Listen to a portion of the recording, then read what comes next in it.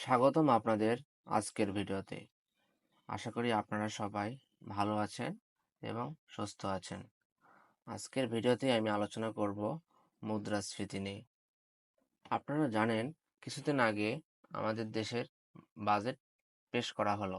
সেই বাজেটে মুদ্রাস্ফীতির পরিমাণ উল্লেখযোগ্য হারে বেশি ছিল, যা আমাদের দেশের অর্থনীতির ওপর খুবই নেতিবাচক প্রভাব বিস্তার করছে। যার প্রভাব পড়ছে সরাসরি মধ্যবিত্ত ও নিম্ন মধ্যবিত্ত আয়ের মানুষের ওপর। আমরা সেই মুদ্রাস্ফীতি নিয়েই প্রাথমিক ধারণা আলোচনা করব আজকের ভিডিওতে। চলুন জেনে নিই মুদ্রাস্ফীতি কাকে বলে। মুদ্রাস্ফীতি বা ইনফ্লেশন। ইনফ্লেশন শব্দটি এসেছে ল্যাটিন শব্দ ইনফ্লাট থেকে, যার অর্থ ফুলানো বা বৃদ্ধি। এটা সাধারণত মুদ্রায় ক্রয় ক্ষমতা হ্রাস অর্থাৎ মুদ্রার ক্রয় ক্ষমতা হ্রাসকে নির্দেশ করে। ধরেন, একই পরিমাণ অর্থ দিয়ে কম পরিমাণ সেবা বা পণ্য কেনা যায়, যা মুদ্রাস্ফীতি নির্দেশ করে।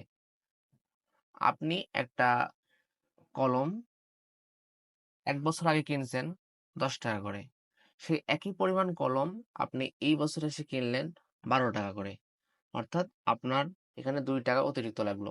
সেটাই হচ্ছে মুদ্রাস্ফীতি। অর্থাৎ পণ্য একই থাকবে, কিন্তু আপনার পণ্যের দামটা পূর্বের তুলনায় বৃদ্ধি পাবে। সেটাকেই মুদ্রাস্ফীতি হিসেবে গণ্য করা হয়। আমরা জানি, কোভিড মহামারী থেকে বিশ্ব এখন বেরিয়ে এলেও অর্থনীতিতে এর বিরূপ প্রভাব এখনো বিরাজমান। এর মধ্যে ইউক্রেন রাশিয়া যুদ্ধ যেন আগুনে ঘি ঢালার মতো কাজ করেছে। এসব কারণে তীব্র জ্বালানি সংকট, খাদ্য সরবরাহ কমে গেছে, উৎপাদন ব্যয় বৃদ্ধির মতো সমস্যা, এবং এর ফলে মূল্যস্ফীতি দেখা দেয়, যার প্রভাব পড়েছে বাংলাদেশের অর্থনীতির ওপর। ধরুন, আপনি ধান বা গম চাষ করবেন। পূর্বে প্রতি হেক্টরে যে পরিমাণ অর্থ লাগতো, এখন তার চেয়ে বেশি পরিমাণ অর্থ লাগছে। অর্থাৎ ম্যাটেরিয়ালেই আমাদের বেশি অর্থ ব্যয় হচ্ছে। এর ফলে প্রোডাকশন পারপোজে আরো অনেক ব্যয় বৃদ্ধি পাচ্ছে। এর ফলে আমাদের নিত্য প্রয়োজনীয় জিনিসের যে দাম, তা আমরা বেশি বোধ করছি। কারণ পূর্বে 50 টাকা কেজি চাল কিনতে পারতাম আমরা, এখন সেই একই পরিমাণ চাল, একই কোয়ালিটির চাল কিনতে হচ্ছে 55 টাকা কেজি দরে। এখানে 5 টাকা প্রতি কেজিতে বৃদ্ধি পেয়েছে। এটাই মুদ্রাস্ফীতির পরিমাণ নির্দেশ করে। আরো ভালোভাবে যদি আমরা বিষয়টি বুঝতে চাই, তাহলে একটা উদাহরণ দেখে নেওয়া যাক। চলুন, 20 কেজি চাল কিনতে আপনার খরচ হতো 1000 টাকা, কিন্তু চলতি বছর একই পরিমাণ চাল কিনতে আপনার খরচ হচ্ছে 1050 টাকা। অর্থাৎ পূর্বে আপনি 20 কেজি চাল কিনতে 1000 টাকা ব্যয় করতেন, এখন আপনি সেই চাল, একই পরিমাণ চাল, একই কোয়ালিটির চাল, একই নামের চাল কিনছেন 1050 টাকা দরে। অর্থাৎ 1 বছরের ব্যবধানে 50 টাকা বা 5% টাকা বেশি লাগছে। এই 5% হলো মুদ্রাস্ফীতির পরিমাণ। এর মানে টাকার মানও 5% কমে গিয়েছে। কিছু কিছু অর্থনীতিবিদরা বলেছেন, মুদ্রাস্ফীতি যদি ওই দেশের জিডিপি প্রবৃদ্ধির হারের চেয়ে কম থাকে, তাহলে সেটার উপর নেতিবাচক প্রভাব থাকে না। ধরেন, কোনো দেশের জিডিপি প্রবৃদ্ধির হার 7.5% এবং সেই দেশের মুদ্রাস্ফীতির পরিমাণ 6.5%, অর্থাৎ ওই দেশ মুদ্রাস্ফীতিকে নিয়ন্ত্রণে রেখেছে। সাধারণত 2 থেকে 5% মুদ্রাস্ফীতি থাকলে সেটাকে সহনীয় বলা যায়।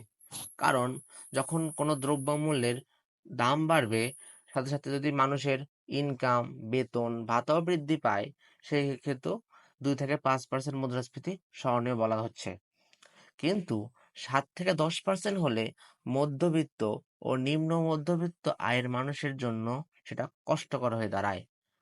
এবং এর চাইতে বেশি, অর্থাৎ 10%-এর চেয়ে যদি বেশি মুদ্রাস্ফীতি হয়, তাহলে সেটা পুরো দেশের জন্য বিপর্যয়, বিপদ ও ক্ষতিকর প্রভাব ডেকে আনে।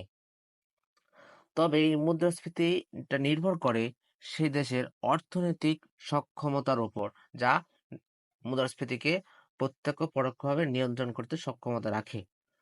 তবে হাতে গোনা কয়েকটি পণ্য ও সেবার মূল্য বাড়ালেই সেটাকে মুদ্রাস্ফীতি বলা যাবে না। কারণ ধরেন, আপনাদের দেশে বা কোনো দেশে সব পণ্যের দাম মোটামুটি স্বাভাবিক আছে, কিন্তু কিছু পণ্য যেমন কলম বা সোনা বা অর্নামেন্টাল জাতীয় পণ্যের দাম বৃদ্ধি পেল, কিন্তু অল ওভার পণ্যের দাম বৃদ্ধি পেল না। সেহেতু সেটাকে মুদ্রাস্ফীতি বলা যাবে না। যদি সামগ্রিকভাবে কোনো দেশের দেশীয় দেশীয় পণ্যের দাম বৃদ্ধি পায়, সেক্ষেত্রে আমি সেটাকে আমরা মুদ্রাস্ফীতি বলে বিবেচনা করতে পারি। যদি সামগ্রিকভাবে পণ্য সেবার মূল্য বাড়ে, তাহলেই বুঝতে হবে মুদ্রাস্ফীতির কারণে এমন হয়েছে। ধন্যবাদ সবাইকে। আজকের ভিডিওতে আমরা আলোচনা করলাম মুদ্রাস্ফীতির প্রাথমিক ধারণা নিয়ে, এবং সামনের ভিডিওতে মুদ্রাস্ফীতি পর্ব 2-এ আমরা আলোচনা করব এশিয়ার দেশগুলোর মধ্যে মুদ্রাস্ফীতির পরিমাণ বিগত কয়েক বছরে কেমন ছিল এবং বাংলাদেশের জন্য সেটা কেমন বার্তা বহন করছে। ধন্যবাদ সবাইকে। ভিডিওটি ভালো লাগলে শেয়ার করবেন এবং পেজটাকে ফলো করে দেবেন।